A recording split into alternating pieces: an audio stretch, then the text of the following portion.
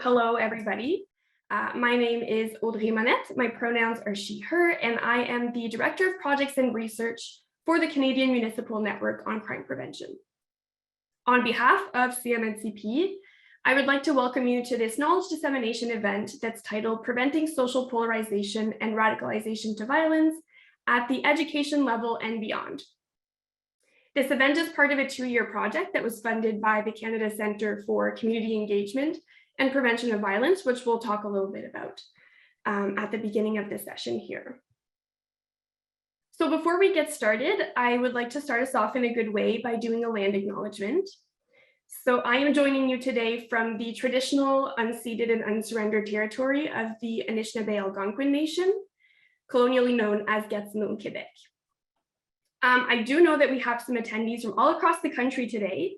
So I would like to encourage everybody to maybe post in the chat the traditional territory that you're joining from today. And that way we can recognize Indigenous land from coast to coast that is represented on the call. We start this session with an acknowledgement of the land as a small act of reconciliation to really honor the land, to honor Indigenous heritage and history as well.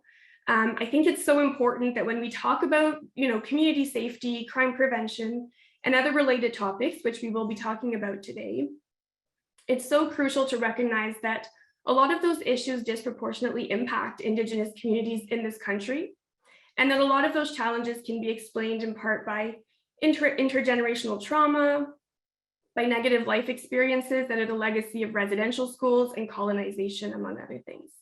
And so we continue to consider those systemic barriers and those inequities when we do work related to community safety, to violence prevention, and in this case, to social polarization and radicalization as well. So before we dive into the topic for today, I thought I'd give a little bit of context on the Canadian Municipal Network on Crime Prevention for those of you who may not be quite familiar with the organization. So basically, we are a membership-based, not-for-profit organization, and we really serve as a community of practice that's focused on supporting communities and municipalities to prevent crime, to increase community safety, and to reduce violence as well. To do that, we promote an approach that's very much community-led, multi-sectoral, and that includes a full range of preventative measures in different sectors. So that can include education, health and social services, child welfare, housing, Indigenous organizations, and so on and so forth. And so it's really important to mention is that prevention and community safety through our work is not imagined only as sort of a policing or enforcement issue, but really as a collective responsibility that includes multi-sectoral partners to work towards upstream collaborative approaches to safety and well-being. So we've seen, an increase in membership in the past couple of years. So currently CMNCP represents over 100 communities, both urban, rural, and Indigenous as well, and over 50% of the Canadian population. Our smallest community, I think, has a population of about 800 people. And then our largest member is the city of Toronto with, a couple million inhabitants. In terms of what we do, very briefly, our work is really about facilitating opportunities for communities to come together, to share their practice, to share their learnings. So, we offer training in crime prevention and community safety. We do, webinars and knowledge exchange events like the one that we're doing today. And we also have a bunch of documents, tools, and resources that are available that summarize, knowledge and evidence on different topics related to community safety. And all of that is available on our website. For those of you who are interested, we'll post the link in the chat shortly. And with that, if any of your communities or organizations are interested in exploring membership in CMNCP, feel free to send an email to the email that's up here, admin@cmncp.ca, and we'll be happy to provide some more information. And with that, I will hand it over to my colleague Katie, who's going to talk very briefly about our upcoming conference and then get us started for the session today. Thank you so much, everyone. Thanks, Audrey. Yeah, so finally, if you're interested in learning more about community safety and well-being work across Canada, CMNCP is hosting our 2023 annual conference this October in Regina, Saskatchewan, and we will have a number of speakers, panels, and workshops on various topics related to community safety and well-being planning. So we're currently in the process of finalizing more details on presenters, but you can check out our website at www.safercities.ca for more information as it becomes available. And I also put that in the chat as well. All right, so now we'll shift gears to why we're all here today. So the purpose of this event is to share the findings and recommendations from a project that we at CMNCP are wrapping up and focus on the implications of these findings from a broader community context, as well as where to go next. Next slide, thank you. So our project examines the role of school professionals in the prevention of social polarization and radicalization leading to violence and extremism. And so this work was inspired by research demonstrating that effective violence prevention often involves multi-sectoral, community-wide approaches. And so as a result of this, our study examined the role of school professionals in these prevention efforts to understand what they're currently doing and identify recommendations to increase their capacity and ability to identify and prevent and address social polarization and radicalization. And so for this work, we partnered with the Organization for the Prevention of Violence, or OPV, as well as the Canadian Practitioners Network for the Prevention of Radicalization and Extremist Violence, also known as CPN-PREV. As well, as Audrey mentioned, so this project was generously funded by Public Safety Canada's Community Resilience Fund through the Canada Centre, which provides financial assistance to support the efforts of researchers, frontline practitioners, and community-based organizations to prevent and counter radicalization to violence in Canada. So the Canada Centre coordinates the Government of Canada's efforts to counter radicalization to violence, with an emphasis on prevention and intervention, taking a broad, interdisciplinary, and non-securitized approach informed by fields such as community safety and well-being, social work, crime prevention, and public health. And today we are pleased to say we have Jihan Rabat, a representative from the Canada Centre and the Community Resilience Fund, with us. And Jihan will be providing some closing remarks at the end of the event. And so we just want to say we're grateful to the Canada Centre for supporting this important work, and we hope that this event will help reiterate the importance of these prevention efforts from a broader community context. Next slide. So our research questions for this project then focused on what is currently being done within the education sector to prevent and address social polarization and radicalization, as well as the current knowledge, training, capacity, and confidence of school professionals in addressing these challenges. And so to address these research questions, then you'll see we had several project activities. So we reviewed existing literature, we collected qualitative data through a workshop, focus groups, and interviews with school professionals. And then we collected quantitative data through a survey with school professionals. And this ultimately led to the identification of recommendations, which we are currently in the process of validating through an expert and practitioner review. And then this will inform our final recommendations for the study. So I would now like to welcome Sébastien Brouillet-Allary from CPN-PREV, one of our partners on the project, to speak about the work. Sébastien, excuse my terrible French accent, but welcome. No, it's good, it's good. Forward to hearing from you. Hi, everybody. So I am Sebastian. I'm the scientific coordinator of CPN-PREV. And today I'm going to try to introduce and share the story of how we came to be in contact and work with the CMNCP. So at CPN-PREV, we, among other things, conduct systematic reviews on multiple topics relevant to PVE. And among them was a systematic review on the effectiveness of primary and secondary prevention program that aim to counter violent radicalization. So we surveyed a bunch of programs, evaluation studies from these programs, and check whether the program on the whole was effective and whether there was components that were more or less effective or actively iatrogenic. And we found a batch of programs that were termed as school programs put in place by the Prevent strategy in the UK. And at the time, these programs were mostly focused on monitoring the web content accessed by students and also blocking access to content deemed too dangerous or radicalizing for students. Of course, at the time in the post 9/11 era, VR studies as well as programs were very focused on religiously inspired violent radicalization, in that case, Islam, which led to a plethora of iatrogenic effects for that community.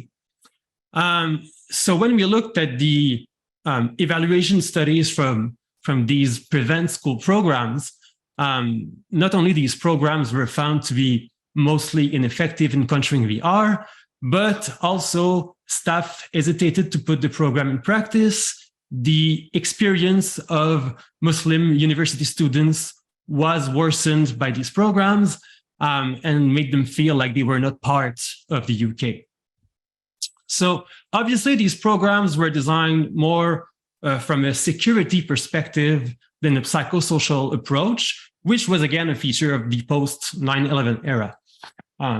This means that these school programs failed to try to foster characteristics that were protective against violent radicalization, such as integrative complexity, cultural contact and sensitivity, openness to others, to multiple points of view, empathy, conflict resolution, etc.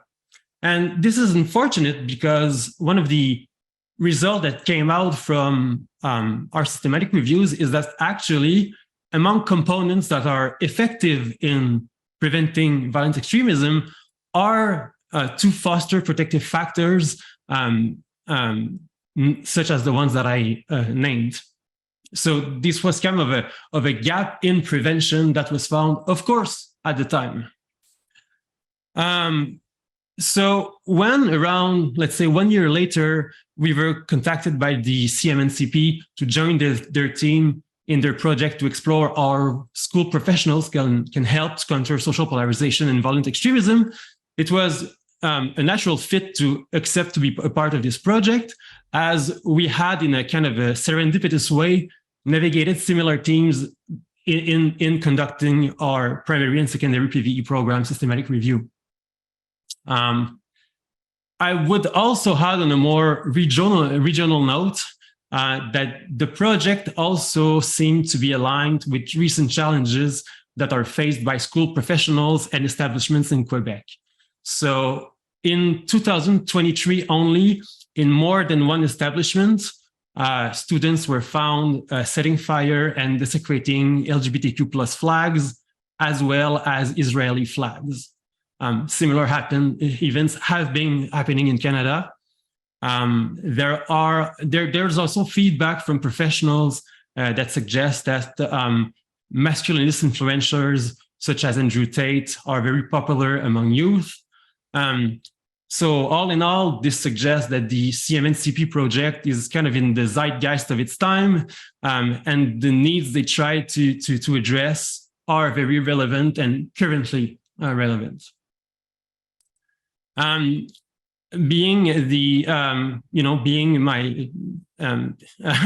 Being interested in methods, I would say, on a more methodological note, also want to commend the approach put in place by the CMNCP, which is a very mixed methods approach.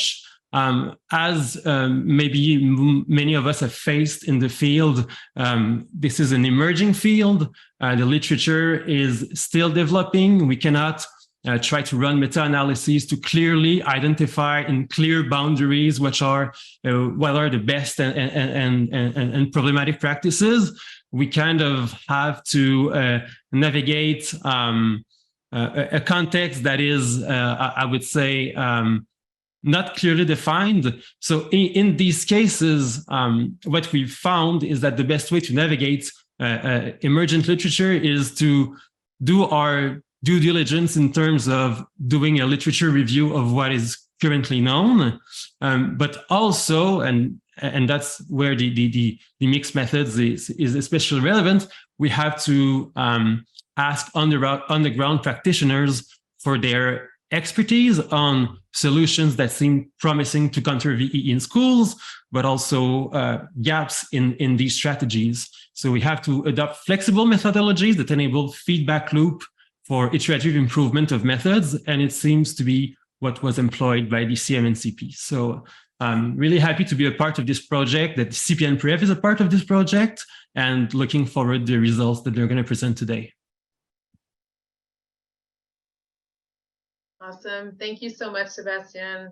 It's been a real pleasure working with CPN-PREV on this project. And much like you said, absolutely, I think it's clear to all of us the importance of this work and the need to continue these efforts moving forward and ensure that we do engage those folks that are on the ground and those school professionals as we do these projects. So thank you so much for your time and for your speaking about that.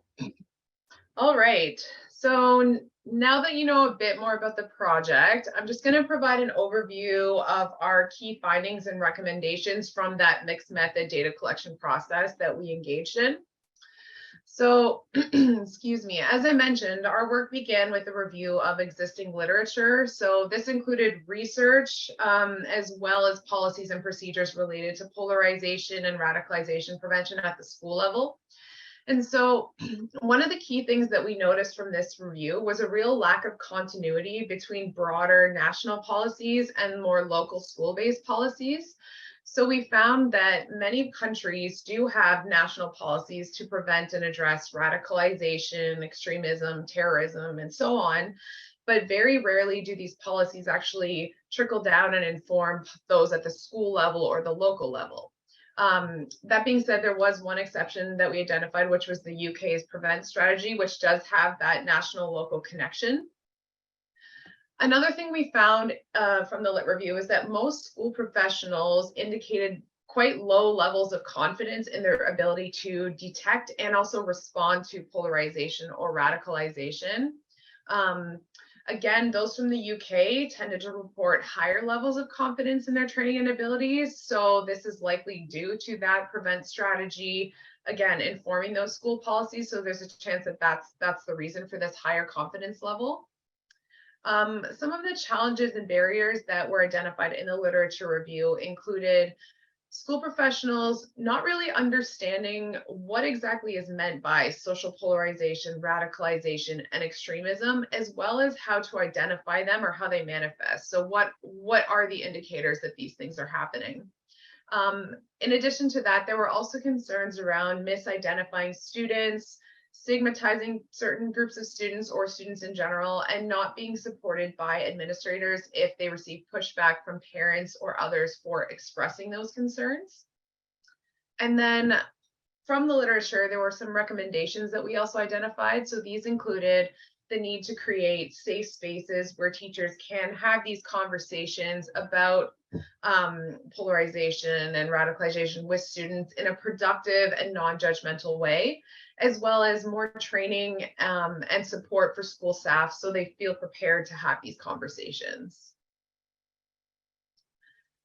And so based on the literature review, we also identified a few gaps and recommendations. So the first was just a general need for more data from a Canadian context. This is something that was largely missing from the Lit review, as well as a need for more school and community level plans to address social polarization, radicalization, and so on.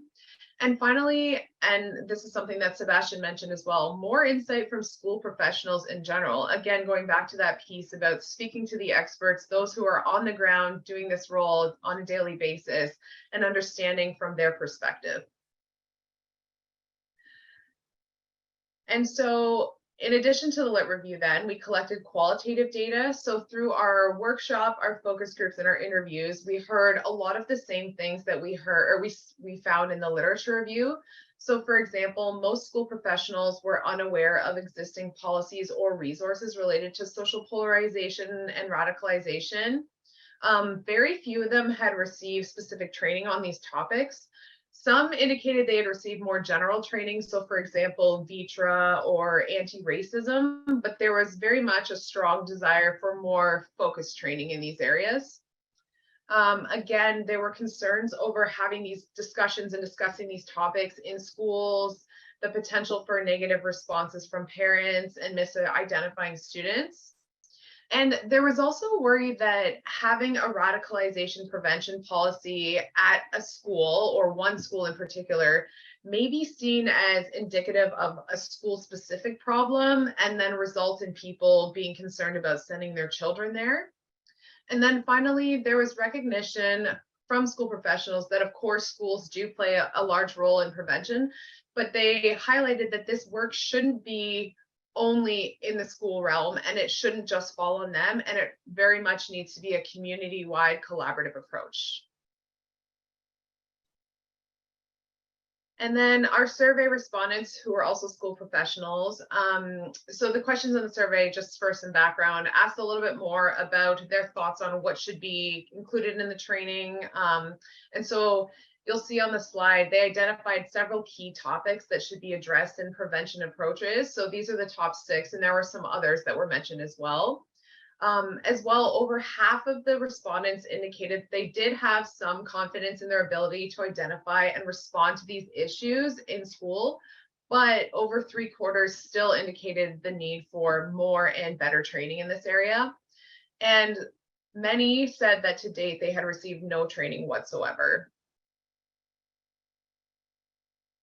So based on all of these data collection methods, then we've identified some initial key recommendations. So the first is a need to connect national policies to school-based policies. So of course, in Canada, recognizing that education does fall under the provincial and territorial mandate, this would then mean ensuring that the federal government provides clear guidelines for education policies that each province and territory could then implement in their respective school districts. But also, to avoid taking a top-down approach, it's important that there would be flexibility within these policies to allow individual schools to implement them based on their own realities and needs. As well, ensuring that these policies are implemented at every school would help overcome the concern about certain schools that have these policies being considered problematic or concerning by parents. And it can also help ensure that there's consistency among school professionals regarding the definitions of these terms, what they mean, as well as the training they receive and how they respond to these issues, which can help them feel more confident that they have support from administration if they do receive negative responses, and that their actions are supported and guided at the policy level. Another recommendation is the need for greater training and support for school professionals to help build capacity and support them when they face these challenges at school. I think that was a very clear finding that came through all of the different data sources. Additionally, a need to focus more on upstream prevention and addressing general root causes and risk factors that put young people at risk of polarization, radicalization, and extremism. So for example, things like digital literacy, inclusivity, recognizing the value of different perspectives, and so on and so forth. And this can also help overcome the concern that some teachers had regarding the stigmatizing of certain groups of students or misidentifying, because these upstream efforts are designed for everyone. So they're universal prevention, and they're not focused on specific groups, but they're for all students. And then finally, we need to recognize that this work cannot solely be the responsibility of schools, and a collaborative community approach is needed. And something else we wanted to recognize is that there's also an opportunity here to leverage existing violence prevention and community safety efforts at the local level through these efforts. So thank you. All right, thank you, Katie, for providing sort of that overview of some of the key findings. Obviously, it's a high-level overview. The final report with the more in-depth findings and recommendations will be made available as soon as it's finalized. I saw we got that question in the chat. We're looking probably at an end of September date for having a final kind of report that will be shareable. before we wrap up this piece around presenting the findings, I wanted to piggyback off of that last piece that Katie mentioned around the importance of, yes, recognizing the very critical role that schools and school professionals can play, but also the importance of embedding these efforts into larger community initiatives or approaches. And obviously this project was very much focused on that education level and the implication for school professionals. But given that, CMNCP as an organization, our focus is very much on the role and the responsibilities that municipalities and communities also play in community safety and violence prevention efforts. So naturally throughout the project, we kind of applied that lens to some of the findings and learnings that we had. And it led to some really interesting conversations internally related to next steps and what we can do with these learnings, how we can, broaden them to some of the work that we do with municipalities and communities, a lot of which are present on the call today as well. So I thought I'd share some of those initial reflections and discussions just to kind of set the stage for some of the conversations that we'll have during our panel that's coming right up after this. So while we were conducting the project, we also had an opportunity to attend the Mega Week conference that was held in May by Public Safety Canada, where we heard about this topic through a bunch of different lenses. We also had opportunities to participate in some events that were held by the Strong Cities Network, which also included, cities and civil society having conversations about the implications for them.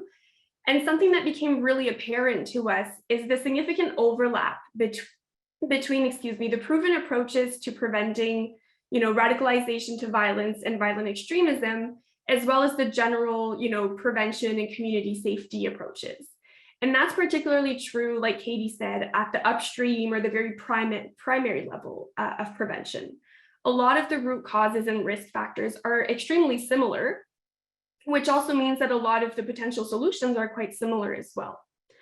And when we started discussing with some of the project partners, with some of the participants, but also with some municipalities that we work with through our work at CMNCP, something that we noticed is that it does happen sometimes that when there's an initiative related to, preventing radicalization to violence, it sometimes will involve some of the higher level bodies like provincial or federal government that will work locally with maybe civil society, with schools, local police service, and other specific sectors. But there were instances where the municipality or the city with a capital C as a body was not necessarily involved in the implementation of that programming. And then in cases where the municipalities were quite involved in those efforts, we noticed that in a lot of cases, the efforts related to radicalization and violent extremism tend to be addressed as issues that are separate from the broader sort of community safety and well-being planning, violence prevention issues more broadly.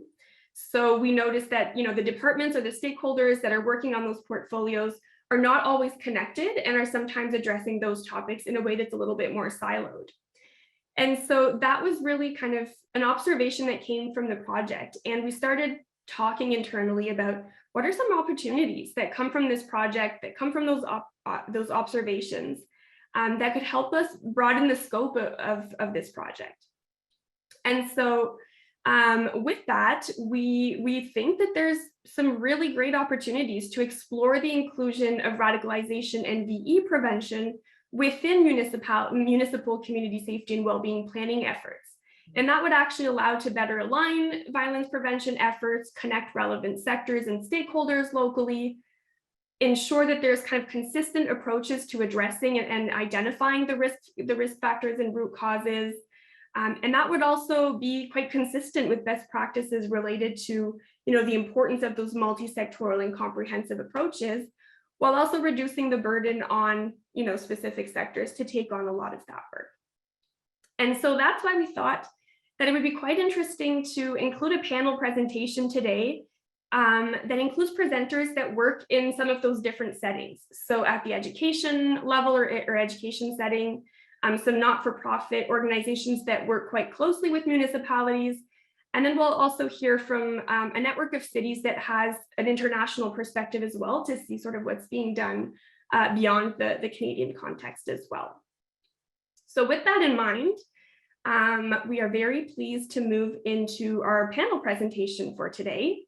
So like I said, we'll kind of piggyback off some of those considerations and findings that we just presented, and hear from speakers that work at those different levels that bring in various backgrounds, experiences, and lenses. And so a couple things to note before we dive into the panel. I am going to introduce each of the speakers in between the presentations. We will have all of the presentations first and then keep some time for Q&A at the end. However, during the presentation, if you have a question that pops up and you don't want to forget it, feel free to type it in the chat. We are going to monitor the chat throughout, so we'll be able to pull some questions up when the Q&A period, when it's time for Q&A at the end. Or you are also welcome to wait till the Q&A, raise your hand, pose the question out loud. That's completely fine too. We also do encourage at the end when we move into the Q&A, if you have any thoughts or perspectives that you want to share that are not necessarily questions, but you want to kind of feed into the conversation, feel free to do so as well. So with that, without further ado, I am pleased to introduce, oops, let me not skip all the slides, our very first speaker for today, Dimitri Pavlounis, who is the research director at Civics Canada. Dimitri will speak a little bit about the work at Civics through who does civic education at that school level. So Dimitri, over to you whenever you're ready. Sure, thanks. Let me just share my screen. We good? Good. Yeah, perfect. Okay, perfect. So yeah, thanks so much for inviting me. This is a terrific panel. My name is Dimitri. I'm the research director at Civics. If you're unfamiliar with us, we're a Canadian civic education charity dedicated to building the habits and skills of informed citizenship through experiential learning programs used by K-12 educators. And we also do a lot of professional development for educators as well. So in terms of our work, we're primarily thinking about teachers working with students who have, not yet been radicalized or not yet crossed the threshold into violence, right? So, and for us, we see high quality, cross-curricular civic education as an important form of upstream primary prevention that can help build resilience to a broad spectrum of factors that might facilitate radicalization, right? So, formally, civics is the study of political processes, the role of government, the right and responsibilities of citizenship. But at a more fundamental level, we believe that civic education is really, at its core about thinking deeply about how we should live together as a public and learning how to engage constructively with each other and with our democratic systems to create the changes that we want to see. So right now in our ongoing resource development, we're focusing on kind of 4 interrelated pillars, which have been shown to have some positive effects on addressing some of the root causes of radicalization. And so I'll go over these briefly. The first is social emotional learning and perspective taking. So we're building out resources right now that try to develop empathy within students and that teach students how to engage with other viewpoints. Because it's really important to remember that I think for a lot of students, the classroom might be the only place where they're actually in direct contact with people who are different from them or who might hold viewpoints different from their own, and schools really need to take advantage of that. I'll say more about digital media literacy in a bit, but that is the second one, and it's essential that young people have the skills required to effectively navigate an increasingly polluted and hostile online environment. Related, we want to build students' social cognitive resilience, or what we can call their critical thinking skills, with a special emphasis on fostering intellectual humility and the ability for students to reflect on their own cognitive biases. And then finally, we want to focus in our work on the nuts and bolts of civic education and really equip teachers with the resources to turn their classrooms into spaces that promote the practice of democratic values and behaviors. A lot of the times when we think of the affordances of schools or the classrooms, we think about them in terms of their undemocratic nature, right? That students are a captive audience and like, what is it that we can, make them learn? But it's also really important to see the classroom or the school as a space where students are able to experience and engage with democratic values in an authentic way, where they're able to see themselves as part of a pluralistic community, and where they can learn how to contribute to meaningful change using nonviolent means, right? So for us, that should be the crux of civic education, if not education in general, but it doesn't necessarily reflect what's happening in a lot of schools, and we want to help change some of that through our work. So today I want to highlight 2 of our programs that we hope are working towards these goals, and which I think could be extended, beyond the classroom into community settings. So the first is Control F, which is our digital literacy program. Digital literacy is, of course, an enormous umbrella term, but the Control F program focuses specifically on teaching the habits and skills required to evaluate and assess online information. We know that students, despite being so-called digital natives, need to learn these skills. In 2020 and 2021, we worked with a number of digital literacy experts to run a study with about 2,300 Canadian students. The study was ultimately met to evaluate the efficacy of our program, but it also allowed us to gather some baseline data on Canadian students, and the baseline was not good. If any of you have seen me present before, you've probably seen this example because I return to it again and again because I continue to find it striking. But for example, we show students this website. This is the American College of Pediatricians, and we ask students to evaluate the trustworthiness of this site as a source of information on children's health on a scale of 1 to 5. And then we ask them to justify their answer in an open response box. And so if you're not familiar with the site, this belongs to a transphobic, homophobic advocacy group. They've been designated a hate group by the SPLC, but they promote themselves as a professional medical organization. So how did the Canadian students do? Well, 60% found the site to be highly trustworthy. And I think even more importantly, only 6% of these 2,300 students were able to identify that this group had an agenda that was something other than giving people access to professional medical research. So now, of course, the obvious solution to this is just teach kids digital literacy, but that's where the problem really lies, because students are ostensibly already being taught digital literacy, right? In Canada, every province and territory has an explicit curriculum standard where students should learn how to evaluate online information. The actual problem, as we found, is that students are actively being taught outdated methods that are untested, ineffective, and often counterproductive when applied in practice. And so we can see that, in some of these representative student responses to that, to why they trusted these. So these are students who trusted that website. And so in case of that site, students did things like they assessed the site's layout, look for typos, look to see if the URL was a .com or a .org, thinking incorrectly that .orgs are always reliable. They read the About page. Some students did try to engage critically with the information on the page, but they didn't have the contextual knowledge to pick up on the dog whistles. And to be clear, this isn't just to point fingers at the students. Most adults use these same types of techniques. The good news, though, is that there is a mounting body of evidence that shows that a student's ability to evaluate online information improves dramatically if they are taught the skills of lateral reading, which simply refers to the process of opening a new tab, conducting a quick search to learn more about a source or a claim, right? So instead of asking students or anyone to look closely at online content for clues about its reliability, lateral reading really empowers people to use the affordances of the web to gain important contextual information before they engage with the content further. So in our own study, these same 2,300 students from across Canada who fared so poorly on kind of the initial assessment demonstrated remarkable gains after going through the program. 1 week following instruction, students who initially trusted that site that I showed you simply because it had a .org, we're now conducting quick searches to learn more about who's behind a site or an organization before looking at it further. Students who may have once dismissed news stories simply because they contained a typo now cross-referenced claims with professional media sources before deciding whether to believe them. So to give you kind of a more concrete sense of what this looks like, here's kind of how a student would kind of understand this this problem after going through the program, right? So instead of looking for the superficial signals, the student says, I did a search, a very quick search, learned that it was an anti-LGBT hate site that's known for promoting misleading scientific claims, right? So then they have this context and then can make a more informed decision about whether they want to get their information from this site or not. Right, so we learned through this process that there is, of course, this foundational skills deficit that makes young people and that makes everyone vulnerable to things like disinformation, conspiracy theories, extremist rhetoric, and that's what we've been trying to fill over these years through Control F.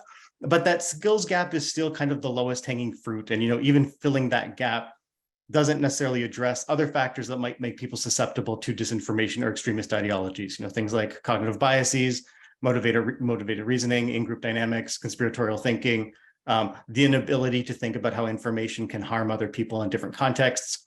So on our end, one thing we want to do moving forward is consider the social nature of information more explicitly and how young people might even, experience social benefits or social acceptance by partaking in disinformation or extremist thought. So our next step is really to extend our digital literacy work and putting it into closer conversation with the second program I want to talk about today, which is one of our newest programs, which is called PolyTalks. So this is our constructive discussion program meant to give teachers the tools and confidence to bring the topics that are top of their students' minds and that are top of their minds into the classroom in ways that are productive and that don't cause harm. So this program provides teachers with a series of lesson plans and activities on themes like identities and pluralism, perspective and opinions, and cognitive biases, in order to get students to a place where they can be in a position to have constructive discussion around difficult topics. And we also provide a guide with tips on facilitating structured in-class discussions. I'm harping on these discussions because having constructive discussions around challenging or controversial issues does come with a lot of proven benefits. Students who participate in frequent discussions around authentic, challenging issues have been shown to be more engaged in class, more interested in general in what's happening in the world, more confident in expressing themselves, and maybe most importantly, more interested in different viewpoints and more able to think about issues from a variety of perspectives. And so the goal with this program is not to convince students that every view is as correct as every other view, right? This is sometimes people are just wrong and some views aren't worth engaging with.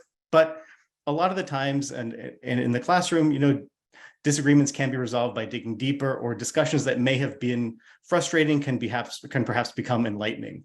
And even if students can't come to an agreement about an issue, maybe they can learn more about where the other people are coming from.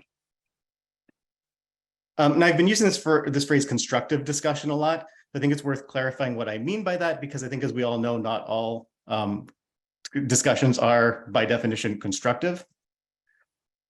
So we define constructive discussion as an exchange of ideas that favors curiosity over judgment, so emphasizes listening as much, if not more, than speaking, that promotes understanding over resolution, that leads to a deeper and more nuanced understanding of an issue by all participants, and importantly, that takes winning off the table. So this is not teaching students how to debate. Debate certainly has its role in schools, in politics, but you're right, the aim of a typical debate is to win. And when you're looking to win, you're not necessarily trying to understand someone else's perspective or why they might be arguing for what they're arguing.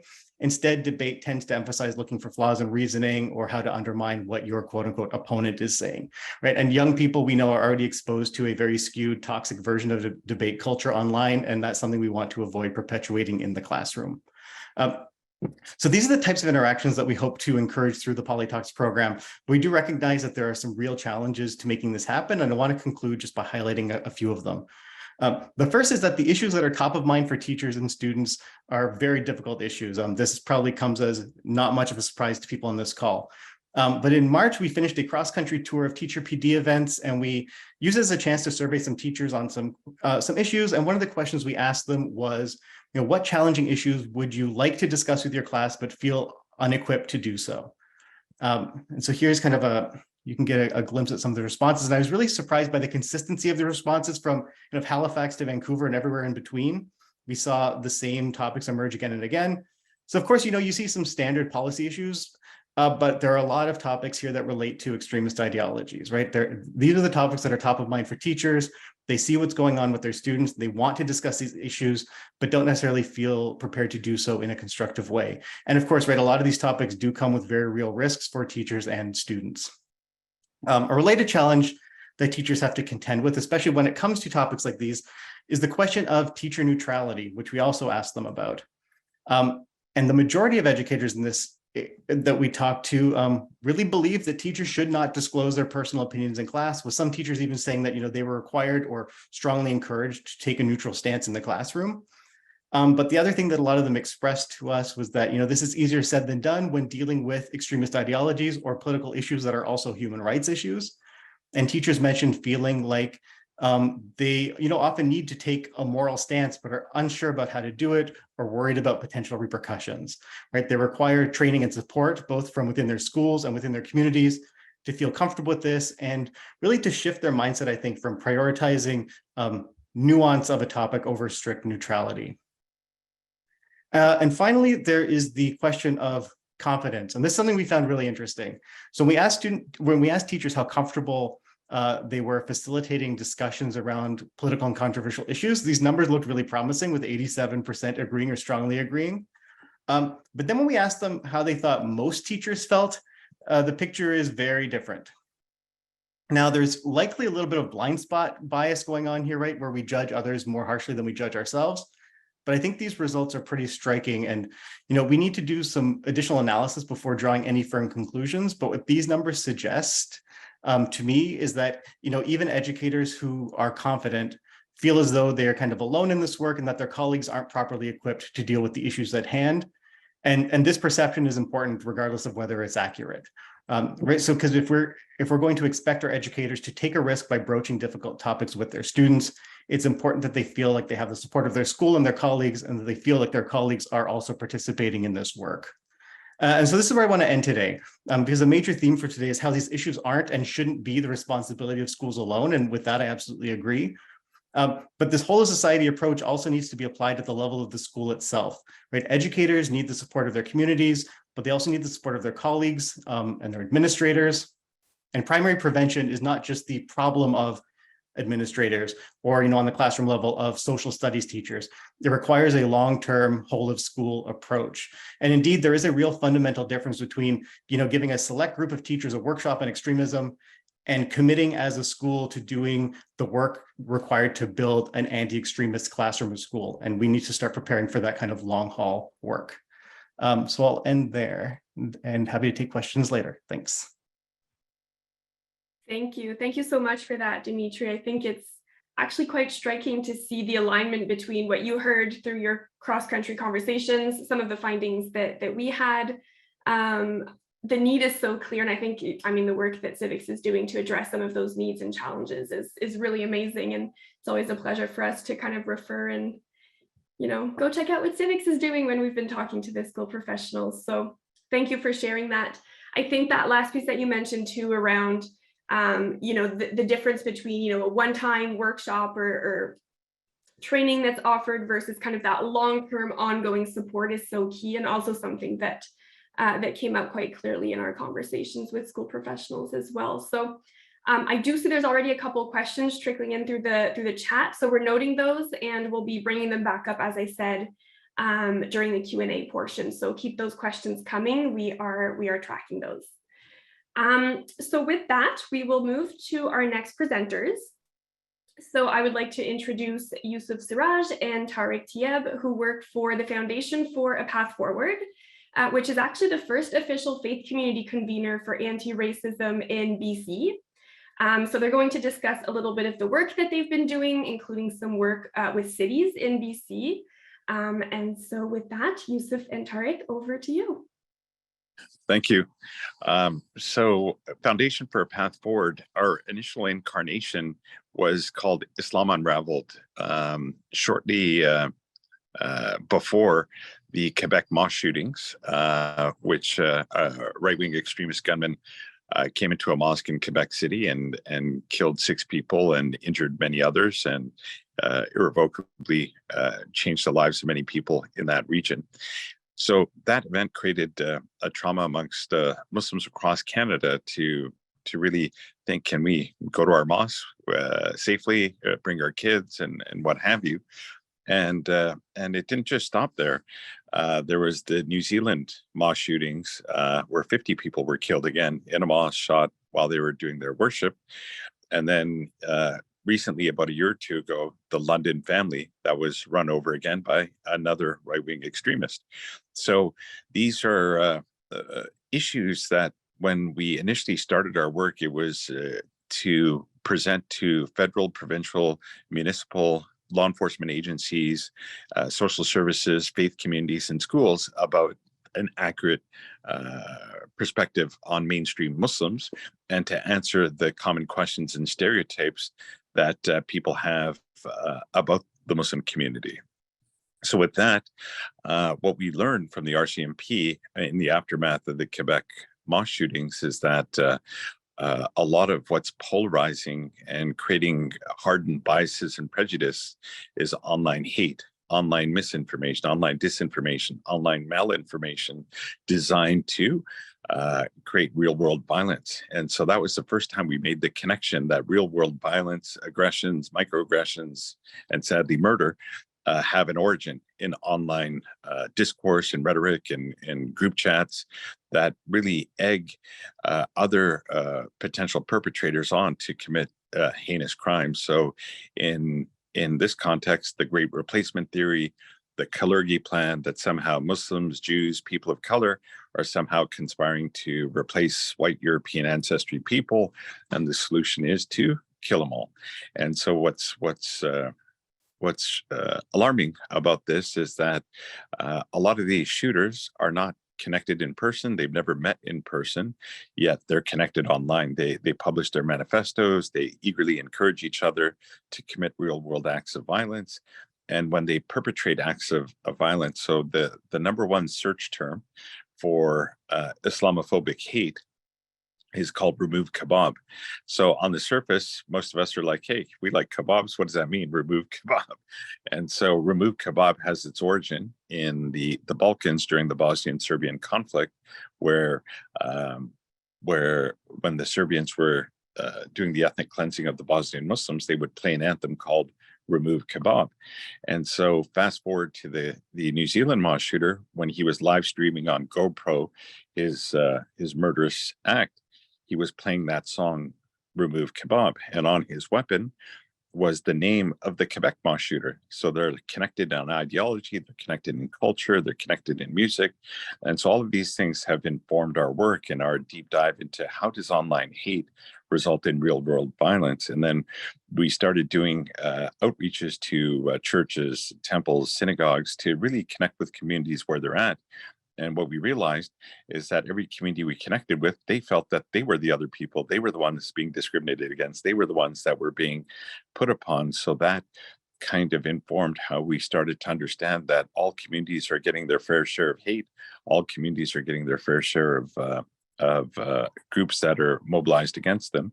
And so I'll turn it over to my colleague Yusuf to talk about our online harms presentations that we do at high schools across the province, as well as the work within cities of how we're working on a pilot with the city of Vancouver on online harms advisory. So Yusuf, please go ahead.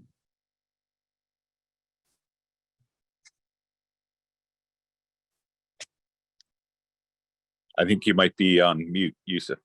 There, I had such a nice speech too. But basically, wanted to thank the organizers for inviting us here today. It is an honor to speak, and it's good to see many friends from across the country on the call today. We have a presentation for everyone about the work that Tarek mentioned that we're doing, particularly as it relates to this topic, the polarization and radicalization. Where do we see most of it stemming from? Unfortunately, it is definitely online, as Dimitri illustrated, the effects of youth engaging with information that even in the best of times, you do have to do some of that lateral thinking. And I do love that. I remember, I think it was with Christina and yourself, Dimitri, we had a talk, and that concept stuck with me. It's a very interesting and powerful one because, again, how do we know what is true in an age of truth decay? So for us, it's all about really working across different borders. And all those borders happen to be on First Nations land. So I'd like to take a moment and acknowledge that we are on the unceded territory of the Musqueam, Squamish, and Tsleil-Waututh First Nations here in Vancouver. And in addition to that acknowledgement, I'd like to also extend an opportunity for everyone to see how we can use and share First Nations understandings about connectiveness with the real world to help address these online harm issues. Whether it's with circle learning, or whether it's with land-based therapy, or whether it's just simply knowing about the trees in our environment, what are their names, what is safe to eat, helping us ground ourselves in the real world through engagement with First Nations who have cared for this land for 10,000 years is something that has real world practical benefits in mitigating online harms for our youth and for many people today. Tark did a great job explaining Foundation for a Path Forward. I won't go into too much detail other than to say we're incredibly blessed and excited that we have now opened offices in Calgary, in Toronto, and in Moncton, New Brunswick. The purpose of the council that we're developing really is to address the threats that citizens are facing in today's world. Most of us live a large portion of our lives online. It has in many instances become our real world. And it's such a rapidly evolving area where that, as we know, like even the skills that keep us safe yesterday are totally and sometimes even harmfully misused today. We have to understand that there needs to be a collaborative whole of society approach to engaging with the digital world. It is something that our ancestors never had to deal with. We have developed a genetic defense against threats such as tigers. We understand that threat at a very cellular level, how to respond. However, for online threats, we have no defense. We haven't been able to develop a societal approach towards addressing them, let alone at an individual level. Our vision really here is to create a safer and more inclusive digital environment for all Canadians. We aspire to this future where online interactions are really characterized by these shared values that we have: respect, understanding, and freedom from harm. And our mission is to help mitigate those threats that are causing harm to real-world Canadians. We're very lucky to have, over the years, built key relationships across various stakeholder communities. And one of the things that for us has been very important to understand is that there is intersectionality between all of these levels of society. It cannot be ignored rather. When we're talking about federal engagement, we have to understand how that impacts provincial engagement, how that impacts municipal engagement, how that impacts school boards, down to the local levels with public service announcements. All of these have a part to play. And I will say that, through the work Tarek and myself and others have done to build a better understanding between our community organizations who are at the grassroots level, seeing the real world harms, and all levels of government, is one that helps us to have these programs initiated in a way that is leading to success. If we're siloed, we're not going to be able to do anything. That's one of the reasons why we call ourselves silo busters. We're having the t-shirts made on the back, yeah. So it's again like addressing, and there's a tech joke in that too, but let's leave that for later. One of the things that we're trying to address here, again, is how can we understand and support each other? Being a nexus of resources and being a nexus of engagement is really the goal of the council. And part of that results in us sharing resources like CTRLF and the great work of civics. Like here in BC, most teachers hadn't been aware of it, but we always mention it. Like it's so much easier to say, here's a great resource, guys, instead of, trying to come up with something on PowerPoints ourselves. It doesn't make sense. We have to really support each other in developing solutions here. We work very closely with the provincial government in BC. We've been, as Tarek mentioned, the first official faith community convener. And I think Katie also mentioned that, or was it you, Audrey? One of us mentioned that earlier. But the idea here is that, working together at these levels, we're able to now say, hey, these people have this resource, these people have this challenge. How can we connect them? This engagement led us to build very strong relationships over years with the school boards. As many of you know who work with school boards, one of the challenges, you make a great relationship with someone there, they move on, that relationship is gone, now you have to start from scratch. It's hair pulling. But part of what we've been able to do, and this is through years and years of engagement on multiple levels, particularly anti-racism, is to highlight how we can develop engaging workshops for different levels of schools and professional development for teachers. We need both, right? Many teachers, they lack that kind, as you said, Dimitri, they lack the kind of efficacy to talk about these challenges.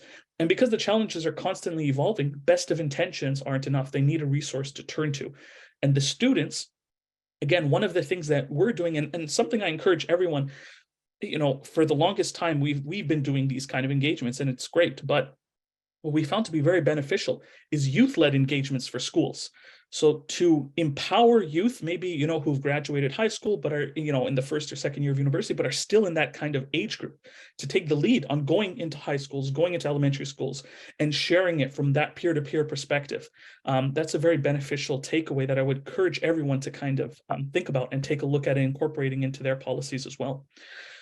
Million online harms. We're going to touch about a few of them in the next slide, but for us, the three key ones are truth decay, which include misinformation, disinformation, and malinformation, which are basically incorrect information, purposefully incorrect information, and then true information that in the context it's put in is incorrect. So what we have to understand is people need to see how information is presented differently. And one of the funnest engagements you can ever do is you go into a grade 9 or 10 classroom, you give them those things and you tell them to give you options about them. Give us examples. They get confused, even in after being presented. And the reason why is this stuff is, it's nuanced. It's not easy to wrap our heads around, right? Generally, when we hear things, we tend to assume they're true, even if we're aware that, you know, there's falsehood there. Deep fakes, fake news, conspiracy theories, all of these challenges that affect youth, adults, and something that I think we have put a lot of time into, and I encourage everyone to do, is seniors, how seniors are being affected by this. So we have a program called Silver Surfers to help address the challenge. See, we love these terms, but you know, to help address these challenges amongst our senior and elder population, because really they're affected very badly by it. Like, I've personally taken away my father's cell phone. He's 84. Enough, right? You get a dumb phone. If you need to call me, perfect. If you need to call someone else, perfect. No more internet. You get, you know, children YouTube lock, right? It's otherwise what happens is they spend time on it and then they go down crazy rabbit holes. I remember once walking in and they were watching like these conspiracy videos, and I knew what they were, and they thought they were real news stories. And I was like, guys, this is not at all real. Again, engagement and then support. Cyberbullying, this is a major one that we've seen, and this exists at the corporate level, at the government level, as well as at the school level. Harassment, doxing, which is, for those who don't know, it's releasing people's private information publicly to harm them, right? To, you know, in order to create, you know, awareness of their address, their phone number, you know, their family members. It's a very terrible thing.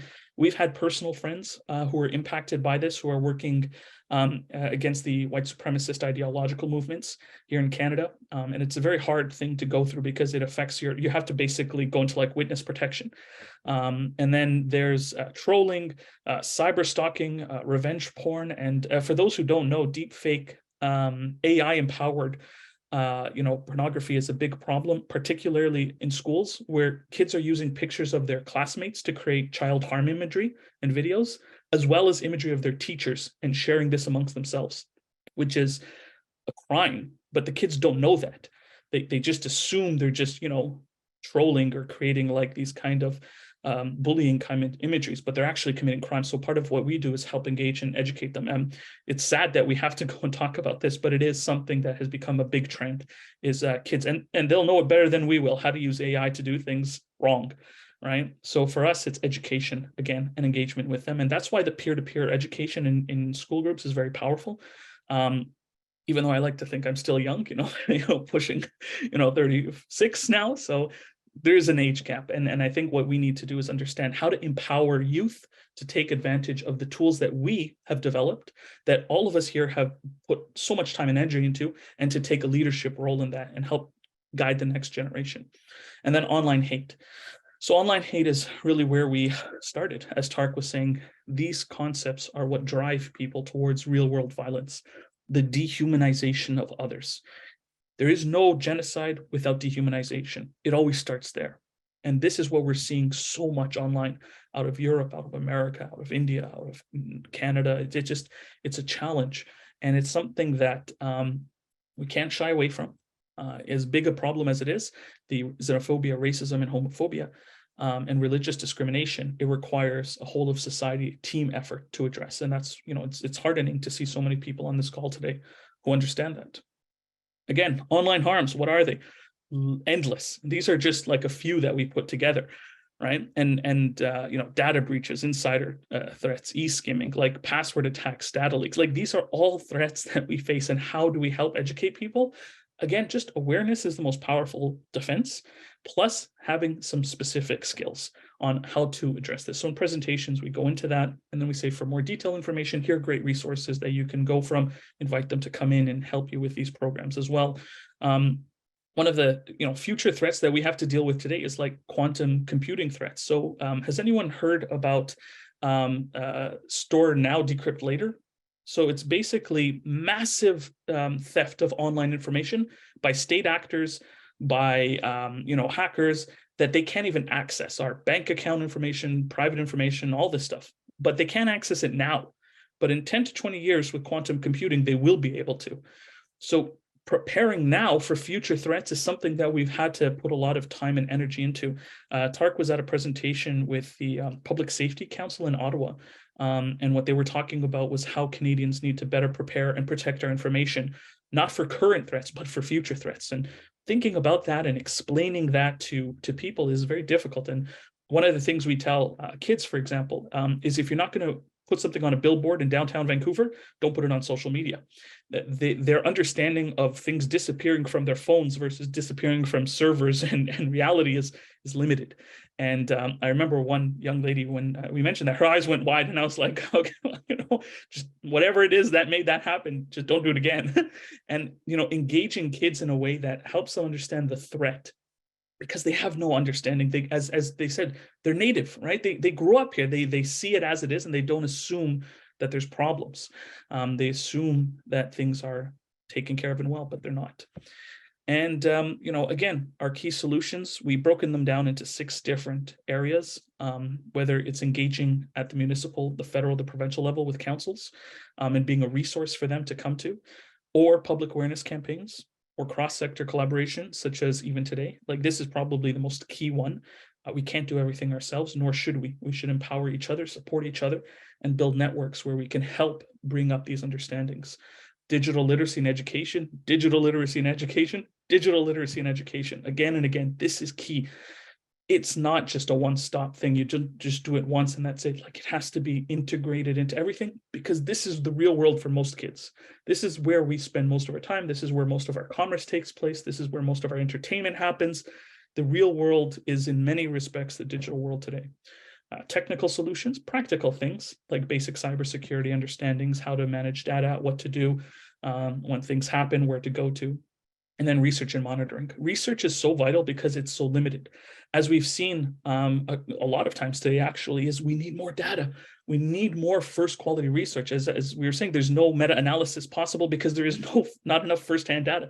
There's not enough initial publicated research. And again, supporting each other on that and having it be done in a professionalized way is vital to developing solutions where the good-hearted intentions don't lead to negative outcomes, as we saw in the UK, right? Unfortunately, the Prevent thing, like I know friends there who, they were not fans. They were not fans.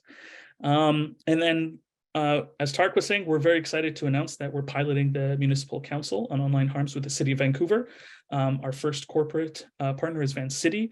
And we have already started presenting across the Lower Mainland. We just signed a master contract with the City of Richmond for 140 schools, again, helping to bring a lot of the understanding and engagement with them. Part of what we want to do is to share the resources you have. So if there's anything that anyone here thinks that they would like to be presented, we want to share. We want to help bring resources together. We want to help highlight the great work being done, and we want to work together on this path forward. Thank you so much, everyone. Thank you so much, both of you, for that great presentation. Every time I hear you guys speak, I'm blown away by the work that you're doing and the knowledge that you bring in this space. And I'm very excited for that pilot project at the city level, which I think will be so valuable. And I know that we have some members on the call that are probably already writing your contact info down so they can reach out and learn more. So that's really exciting. And I really appreciate, Yusuf, what you were saying around, that importance of collaboration at those different levels, sustaining relationships so that it goes beyond sort of one local champion, but really having something that's more established. I think that really resonated with me in the work that we do as well. So really appreciated those comments. Thank you for that. So last but certainly not least, we will move to the third speaker for today. So I would like to introduce Eric Rosen, who's the Executive Director of the Strong Cities Network. So the Strong Cities Network, as the name says, works with cities, but from an international perspective. So Eric will share a little bit more information about what they do and what some of the observations are at that level. So with that, Eric, I will hand it over to you. Thank you, Audrey, and thank you to the presenters and all those that are on the call for giving me the opportunity to share with you some of our work and how it's relevant to many of the things that have been discussed today. So, since I assume most on this call are not familiar with the network, I'll just say a few words of introduction about it before I talk more specifically about the ways in which we are working with some of our members in a complementary fashion to address some of the challenges that have been highlighted already. So we're a network of 180 cities focused on preventing hate, extremism, and polarization in all of its forms. We were launched almost 8 years ago at the UN General Assembly. We deal with cities as a sort of a catch-all term. So it's big, small, urban, rural, local government, state government, regional government, anything at a subnational level. But we use the term cities to sort of capture that all. And the focus is supporting city-led efforts to prevent and respond to a variety of threats and challenges and concerns, primarily focused on ideally multiple harms. So we want to see cities work to develop integrated approaches to dealing with what we see as an integrated threat picture.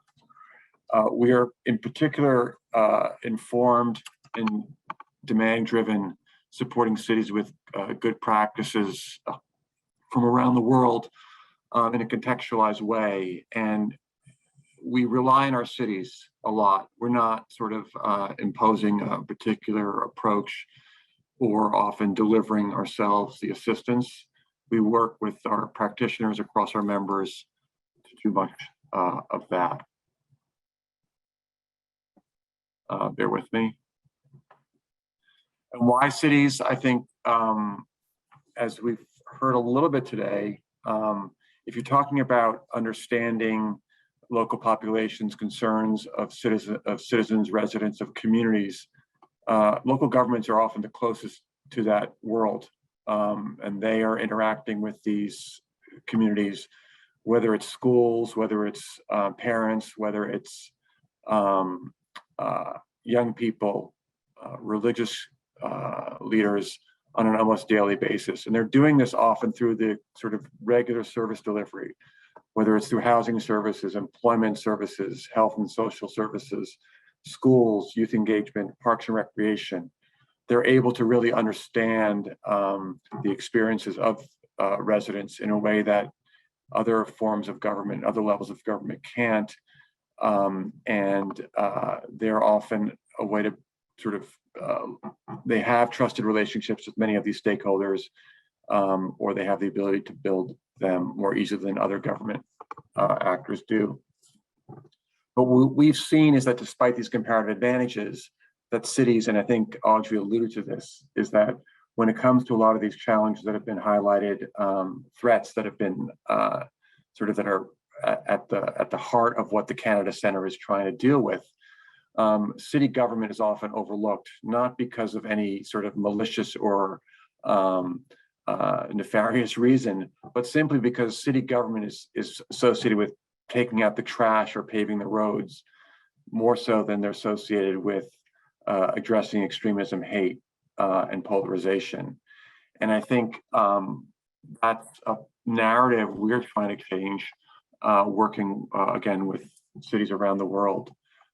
We've seen that many cities actually want to get more engaged in this space once they hear about sort of what others are doing. And there are examples in different parts of the world, which I'll get to, on how cities are leading by example here.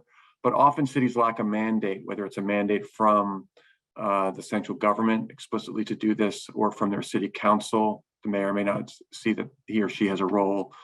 Resources are obviously a challenge, less so in a federalized system where there's clearly a devolution of authority and often budgeting and taxing down to a local level. But in more unitary states, the city government is typically 100% reliant on the largesse of its national counterpart.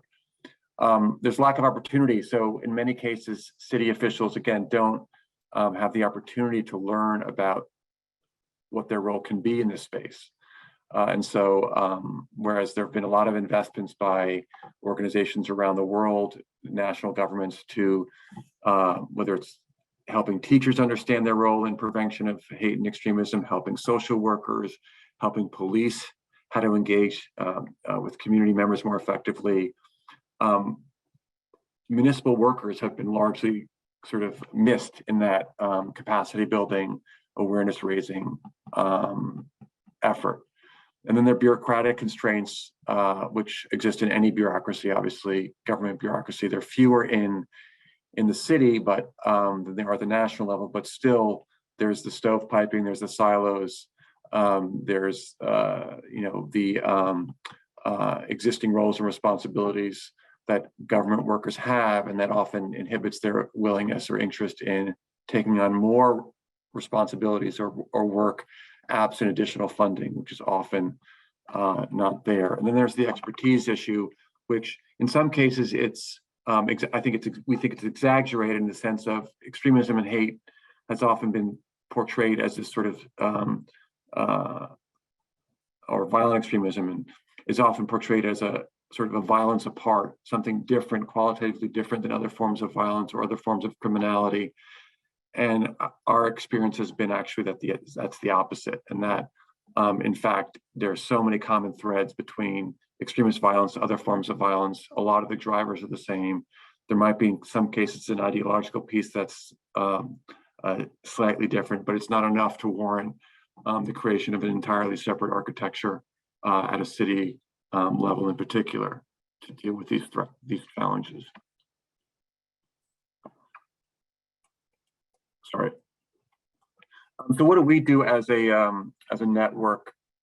In broad terms, we amplify the voices of leaders at a global stage so that global actors can understand more why cities matter here and why national frameworks and global frameworks need to involve the perspectives of cities, city government mayors. We build capacity. Always the idea here is to help cities deliver and sustain data-driven prevention programs across multiple stakeholder groups. Data is the key for our work, helping cities. They often have the data. They just often aren't either prioritizing or don't understand how all the different pieces can be connected to allow them to develop the kind of integrated approach in this context. And the data can come from a whole range of sources we've seen, from police, from schools, from parents, from community workers. And so the city is really able to get this kind of threat picture about what's going on in its environment that a national government, which is relying on security apparatus, police intelligence, simply can't, because there's so much underreporting to police, there's so much underreporting through official security channels, that if cities are sort of unleashed here, and there's a priority put on the ability of cities to capture this data and then develop policies around it, I think you're going to get a lot more informed and innovative policymaking at a local level here. And then it's connecting. We do this at a mayoral level, connecting mayors with other mayors, connecting local government with other local government. One of the things we found in our work, again, it's not unique to our particular city's network, but it's applied to cities more broadly, is that mayors, as someone once said to me, a good mayor borrows from another city, a great mayor steals. And there's this real appetite we've seen from mayors and city leaders to want to go visit another city, get inspired by what they're seeing in another city and take that inspiration home and apply it in a pretty seamless way to their environment. Obviously, it's tailored, but you don't have those bureaucratic layers that are unfortunately there when a national government is trying to learn or borrow from another national government. It's just that's a very cumbersome process. This is not. And so just in our own short, in my 2 years at the helm of Strong Cities, we've seen numerous examples of a city leader or a mayor coming to one of our events, hearing something they hear from another city and taking it home. And then within a year, there's some sort of policy, some sort of program, some sort of initiative that emerged from that experience.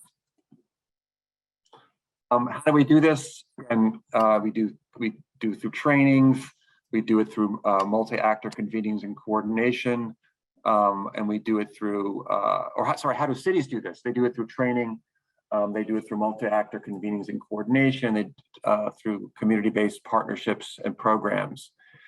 We've seen across the world how cities are, not enough of them, and often not specifically in the hate and extremism prevention space, but they are providing, again, working with community-based organizations, building multi-actor prevention networks across different disciplines, investing in partnerships with young people or religious groups or LGBTQ plus groups in a way that I think obviously is contributing to efforts to push back against polarization and hate and extremism.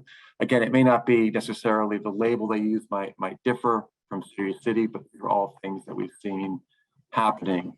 Some specific examples, and again, we just pulled from, maybe we have 5 or 6 or 7 of these, but just to highlight here in the training area, the city of Strasbourg is training on extremism prevention to its local partners. They do threat briefings, sort of sensitizing a whole range of local partners, not only on the threat environment, but also on the importance of a whole society approach.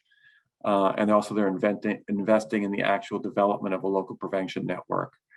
In Kumanovo, which is a municipality in North Macedonia, the city is delivering trainings for teachers and sociologists and psychologists in the high schools on identifying signs of radicalization in the classroom, as well as steps to address the issue.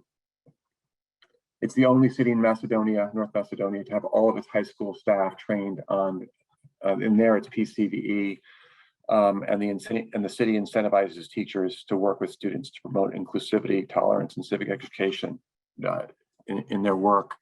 Obviously, it's a small scale, and it's been heavily subsidized by the international community. It's an example of something a city can do regardless. Multi-actor convenings and coordination. Again, there are many examples of this. We just picked 2. The Community Engagement Forum in Isiolo County in Kenya. It builds local capacities for community design and deliver counter-extremism interventions. Again, schools are involved in this framework, in this network. The county's developed and trained community teams to see how different community members can address radicalization issues. And again, this includes working with schools. In Karak municipality, similarly in Jordan, a local prevention network was developed a few years ago, heavily involving youth and teachers. And it's designed to bring communities together to help identify concerns, brainstorm solutions without the presence of law enforcement there. So where there's trust issues with law enforcement, this creates a space for a more frank and honest discussion about what's on the minds of communities without the concern that that sharing is going to get into the hands of a law enforcement community that citizens don't trust. I think one of the most durable kinds of ways in which, or sustainable ways that we've seen cities work in this space is by supporting community-based programs and partnerships. I think the gold standard here is what the City of London has done through its Shared Endeavour Fund, which actually we heard a lot of discussion about UK's Prevent program earlier, which obviously has a lot of critics, including many communities members around the UK itself. And London went and developed its own, because of those concerns at the community level about UK Prevent, London developed an entirely sui generis prevention framework and prevention program that was driven by consultations that the city held with all the different communities around London, including the ones that were particularly felt alienated or discriminated against by the Prevent model. They then developed the policy framework, and then they created a funding scheme to support grassroots organizations across London, including working in the school space, to work on hate and extremism prevention efforts. And this has been the fund's been independently evaluated, and it's been renewed, I think, 3 or 4 times. So it's a particularly compelling good practice. Rabat has done some amazing work with local women's organizations, in particular to build a more gender inclusive and gender safe Rabat, building partnerships with organizations working with victims of gender-based violence, but also women-led organizations in a number of ways. And then the city of Stellenbosch in South Africa runs a community police forum where police are meeting with community members to identify challenges, concerns. Again, here the issue is the challenge of the goal is to promote partnerships between the community and the police and create an environment for effective community driven local policing. So in some cases, the police are involved, in some cases they aren't. It will just depend on the environment. So these are just some examples I'll share. I'll wrap it up with just a couple of points. One is we are, a lot of what we do is try to create a space where cities who are working on these issues, but often with different terminology or different threats as the the motivating impetus to do this, come together and they share and realize that although the labels are different, the the motivation might be slightly different. Underneath that, it's a methodology and an approach that's pretty similar. And this facilitates a lot of interesting learning as a result, because we've stripped away the terminology in many respects and just convened cities that are committed to promoting public safety, safeguarding their communities, making their schools safe, and the amount of energy and creativity and innovation that comes from that open environment, I think, is really inspiring. And so in September, we're convening 70 plus cities from around the world, including, we hope, a critical mass of cities from Canada to share and learn. We have a 3-day summit, 1 day with Columbia University that's looking at multidisciplinary approaches to preventing hate and extremism, but drawing on lessons from other fields that cities are involved in. One with the City of New York's Office of Hate Crimes Prevention, where we'll learn a lot about what they're doing across the city in a holistic way, touching upon, again, many of the issues that have been raised on this call. And what's not mentioned there is that we'll be, the mayor of New York City, Eric Adams, will be hosting the mayoral summit at Gracie Mansion, which is the residence of the mayor in New York City. So we hope that's going to attract a lot of mayors. And we'll be formulating a declaration that I think will highlight some of the themes that Audrey pointed to in her opening remarks about this intersection of these challenges and how cities are uniquely placed to lead innovative approaches to dealing with these intersecting threats in an intersecting way. And our experience is that national governments, when they try to do this, it's not that they fail miserably, because they're up against the bureaucratic silos that they live in, that makes it very hard for them to do what I think they are eager to do, which is deal with these issues in an integrated way. So cities provide a great partner there and a great laboratory for different approaches that maybe can, if there are enough of them, they can sort of inform innovative national approaches down the road. So I'll leave it there. Happy to answer any questions. Again, we would eager to deepen our collaboration, of course, with Katie and Audrey's network, and with all the others who are listening. So thank you. Awesome. Thank you so much, Eric, for that. I'm really glad we were able to include that perspective of that unique role that cities play, and also the alignment with sort of broader violence prevention efforts and how that can all be integrated, which I think is really key. And also I'm probably biased because we work in similar spaces with cities, and we believe in the key role that they can play. So thank you for that. And I'm sure there will be many questions. Folks will probably want to learn more. So we have about 15 to 20 minutes for questions. I know that there were some questions in the chat. So maybe, Katie, were you able to note those? Would you mind? Maybe we'll start with some questions in the chat. And then in the meantime, if folks want to ask questions here, just use the raise hand function or unmute. And questions, perspectives, kind of how does this land? Did it lead to any kind of thoughts or perspectives that folks want to share? We're super open to that as well. So with that, Katie, I'll hand it over to you, and we can start with some questions from the chat. Absolutely. So the first one I saw, I believe, was for Dimitri, and it was regarding the slide, Dimitri, on the questions about teacher neutrality and some of those survey questions. So the person asked, what ages of the students did the teachers work with?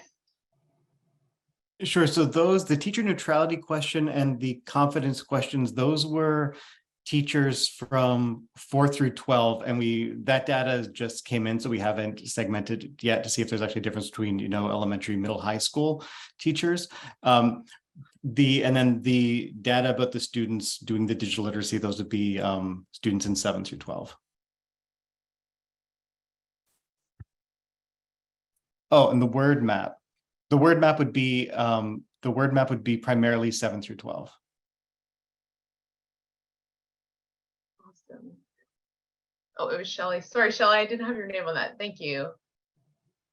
And actually, if I may, because we're on this topic, I did actually have a question for Dimitri. I was just curious, so when you talked about the broad range or the ages of the students that you work with, I was wondering how your approach differentiates depending on the ages of the students that you work with, and if there's specific considerations that you take when you're working with more younger students versus older students, for example. Yeah, so a lot of what I talked about today is meant primarily for kind of middle and high school students. Polytalks is middle high, and Control F is middle high school. We know some teachers use it with some younger students, but that's kind of not the intended audience. But even within there's quite a range. But with Polytalks, for example, we try to offer kind of a framework and then leave it to the teacher to tailor it to their students, because as was mentioned with that word cloud, for example, there were some really mature, kind of sophisticated topics coming up there that some teachers feel like their students are equipped to discuss those issues, and others, they think their kids are just too young, or even if they're older, just not prepared to deal with them. So we really leave that up to the teacher to kind of tailor the programming to the needs of their individual classroom. With some of our other programming, though, we do kind of differentiate between there are resources for elementary, resources for middle, resources for high school. And we're currently in the process of having kind of a Control F foundations, or building kind of Control F foundations that are more just about general digital literacy and introduction to searching, for example, that is not yet doing the source evaluation, which is more sophisticated, but that can at least teach younger students some of the basics of lateral reading, instead of having them to kind of learn the bad habits and having to unlearn them once they hit, grade 9. Awesome, thank you. I'm just looking in the chat. There was another chat about joining the Strong Cities Network, but it looks like somebody else from Strong Cities responded to that. I think it was Christina, so I think we're okay there. But I will ask Christina that asked the question, did you have anything else you wanted to ask related to that before we move on?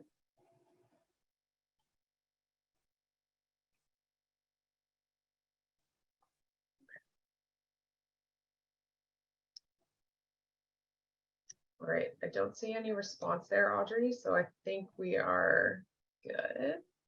I have a quick question, if I may, for Eric, because you touched briefly on the Shared Endeavor Fund, and that was something that I found quite striking when I attended one of the events with Strong Cities Network. And I was wondering if you could talk a little bit a bit more specifically. One thing that, or the way I understood it, was that when organizations receive funding, automatically they would also receive support for the evaluation piece around that, and there was kind of a standardized approach to the evaluation of different initiatives. Could you talk a little bit about that, because I thought it was a really, really interesting model? Sure. And if any of my colleagues, by the way, from Strong Cities are on this call, if they could just pop into the chat our they may not be, but our 10-step policy brief on all this, it would be helpful for folks. It's on our website, but they can just maybe pop it in the chat. So thank you, Ali. So yeah, New South Wales, Australia is another example of this. So where organizations that apply for funding and receive funding get not only the funds, but they get, and not only capacity building, because some of these are very small organizations, but they also get support on M&E. And so you basically are, learning how, as a small organization, to evaluate what's often a very difficult task, to evaluate prevention efforts. And so that's a core part of the funding scheme, but also it's creates a network. So those organizations that are funded, and again, it's across the spectrum from organizations working with on different parts of the community, different local institutions, including schools. They then become part of a local prevention network that's supported. So they're connecting with each other, learning and sharing from each other. And again, this is a model that was also is also being used in other parts of the world, including New South Wales, in Australia. It's called the Compact, COMPACT initiative. Compact is an acronym which stands for something I can't remember right now. But all this, the Shared Endeavor funds, all that information is available on online, so it's all very public. Which is another very important thing here, is that, as we've learned, is that as local government is engaging on these issues with communities, the importance of transparency, the importance that of inclusivity, obviously, but transparency, so that any kind of sort of misinformation, disinformation about what the city is doing at a community level can be easily countered by the facts at every step of the way. And so some cities do that better than others. Thank you for that context, and thank you, Allison, for sharing those documents in the chat. I might take a quick moment to actually mention to those who are on the call, we will send a follow-up email to everybody who registered, which will include a link to the recording for the session, but also all of the resources and documents that people have talked about or posted in the chat. We'll include those for easy access. And also, for those of you who are participating, if your organization has programs or resources that you think would be relevant to this conversation, also post those in the chat, and we'll include them as a little list of resources and knowledge sharing. So I just thought I'd kind of put that out there. As we continue, some questions here. If anybody has questions, feel free to, as I said, use the raise hand function or post those in the chat. Katie, I don't know if there was anything else that you had noted. If not, I might have a quick question for Yusuf and Tariq, if I may. I know that one of the pilot projects that you're working on with Vancouver City is quite recent, but I was wondering if you could speak a little bit about a little bit more actually about the vision for that, and sort of what you see the role of cities being, and connecting, you had that list of working at the federal level, provincial level, cities, and then more grassroots kind of local. If you could speak a little bit about what your vision is for that collaboration through those pilots. Absolutely. I can touch on that, and then if Tark would like to jump in, he can too. Exactly how we've all heard throughout the day, there is such a need at the municipal level for engagement on these issues. Why? Because It is really the municipal government that has the most direct impact on people's lives. And it has the engagements with the key institutions that we need to work with. More or less, it would be the same. It would be schools, law enforcement, public services, and the direct response to a lot of these online harms needs to be informed somehow.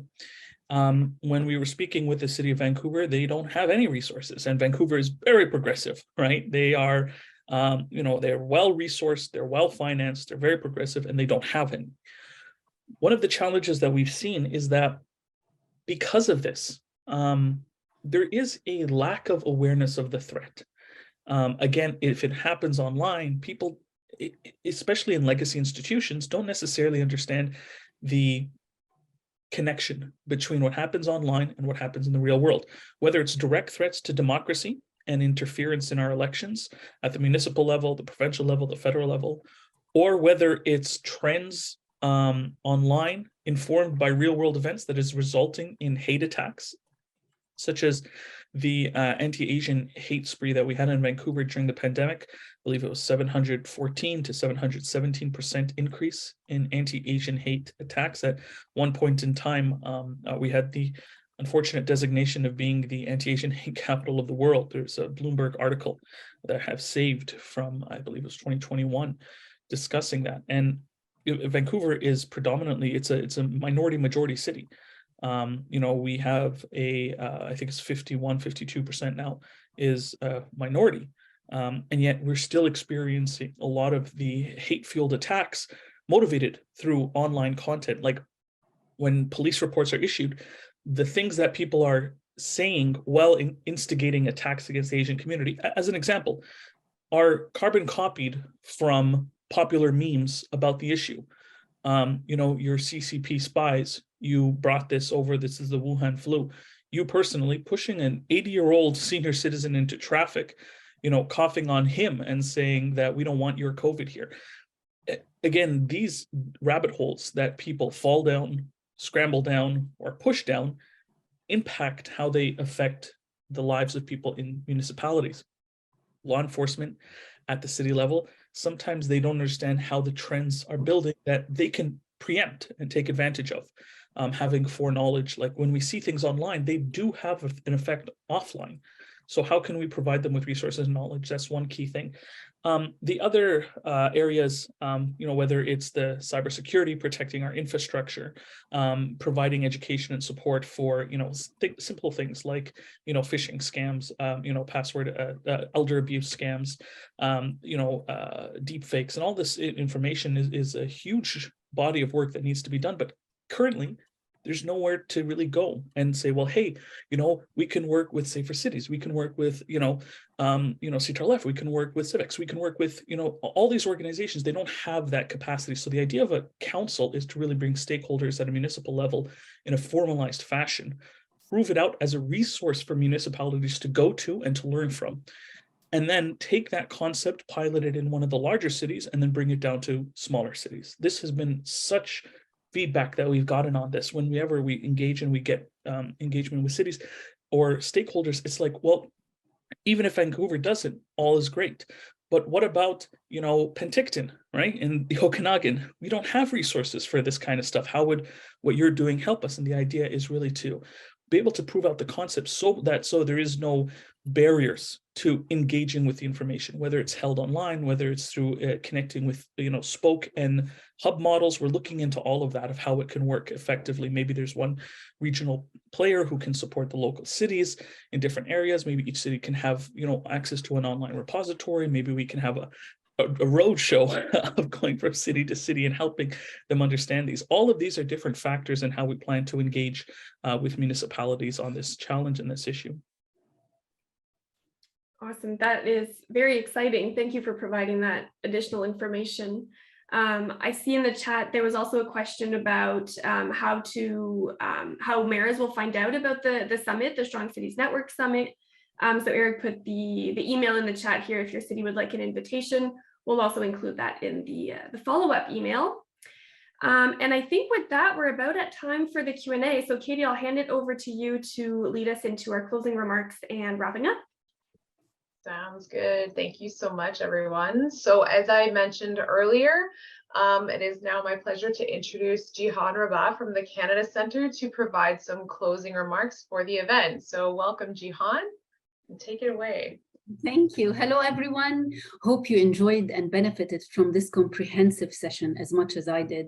It definitely enriched our reflection about prevention in the education sector and also about the tools, values, and attitudes that are needed to build safe and welcoming school and community environments.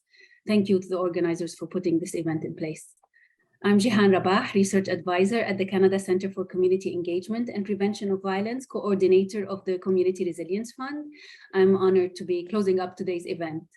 As Katie has mentioned in the introduction, the CMNCP project has been funded through the Community Resilience Fund. Now, the Community Resilience Fund has supported various preventing and countering violent extremism programs aimed at building community resilience, promoting social cohesion, and addressing the root causes of violent radicalizations. Now, of course, school professionals such as teachers, but also board members, school administrators, school social workers, all play important roles in the lives of young people and can also play key parts in the prevention of social polarization, hate, and radicalization to violence. Preventing polarization and radicalization to violence in the school sector is by no means an easy undertaking. It requires, as we have heard earlier today, constant, iterative, holistic, even complex reflections, learning, and also the implementation of actions and values at the individual, community, organizational, and structural levels. It requires consistent and constant synergy, and as they say in French, la complicité of several systems able to speak together, learn together, and work together.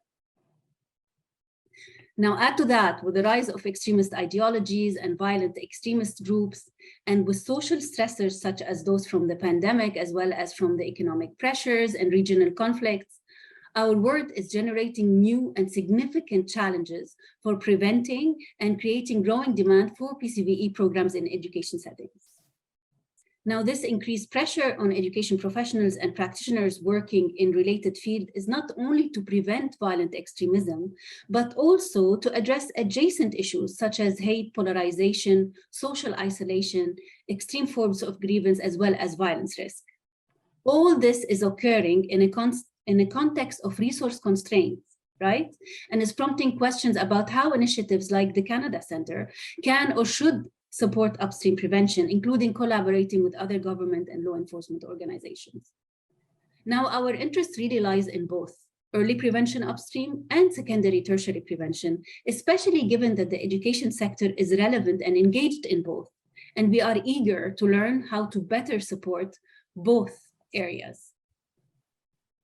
This past May, during the Canada Centre 2023 conference, roundtables on upstream prevention in education settings brought together experts and practitioners from different sectors to discuss these pressures on education and examine avenues to address them. Now, Canada Centre conference brought together a range of expertise and experience involved in the education and education-focused tools and approaches for harm and violence prevention, and we took advantage of that. Now, during those roundtable sessions, similar subjects were identified to what we heard today.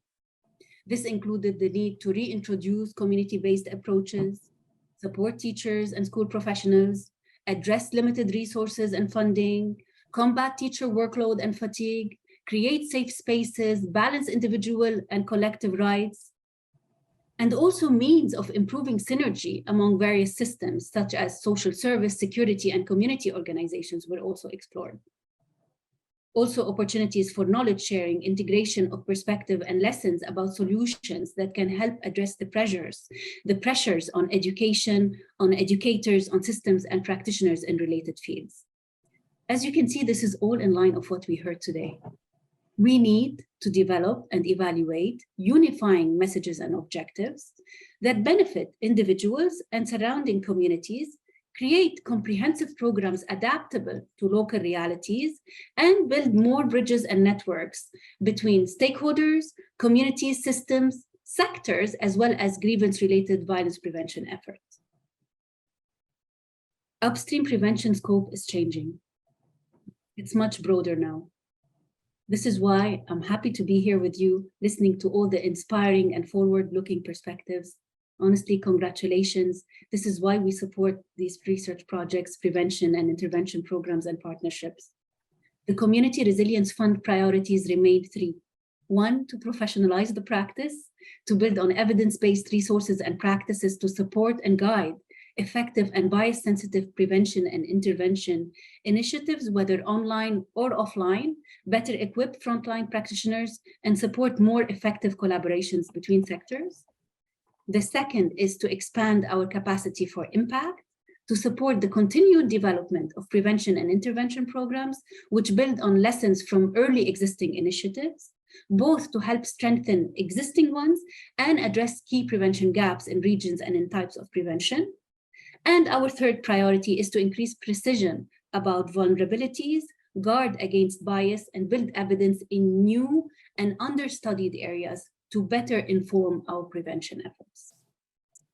That's it from my side. Thank you all to all the presenters, organizers, attendants for this enriching session. I wish everyone a wonderful rest of the day. Thank you so much. Thank you so much, Jihan. We appreciate you joining us and taking the time to speak to everyone. And I think, again, you just drove home that point about the need for collaborative efforts, which I think it's been an ongoing theme today. And I definitely think that phrase silo busters should be like on merch, and we should sell that and put that money towards like all this nonprofit work or something, because I think that's everybody's in agreement about that piece as well. So I love that. So yeah, so just wrapping up here, I just want to extend a sincere thank you to our panelists, Dimitri, Tarek, Yusuf, and Eric. Thank you so much for your presentations, as well as Sebastian for taking the time to speak, and Jihan, of course. We appreciate all of you being here today. And to everyone else who attended the event, thank you so much for being here. We hope you found it informative. And as Audrey mentioned, we will follow up with an email with all of the links and any of the resources and any other information that was mentioned in the chat. So thank you so much, everyone. Have a wonderful rest of your day.